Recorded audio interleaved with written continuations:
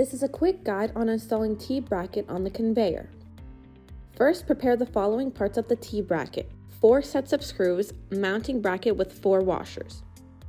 Remove the T-nut from each screw and place them on the conveyor.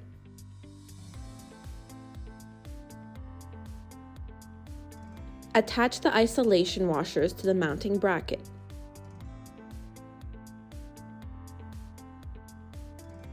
Place the screws inside the mounting bracket.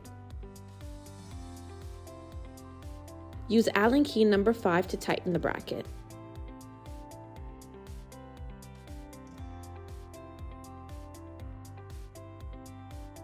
Once the bracket is attached to the conveyor, prepare the following parts: 2 square bars, connecting brackets, and mounting fillers. First, use a mounting filler and then place the vertical bar.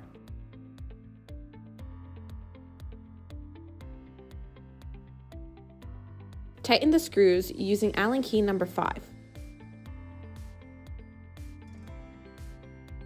Place the connecting bracket and make sure to use the mounting filler.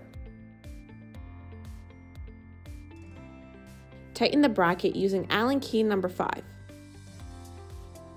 Put a mounting filler and add the horizontal bar.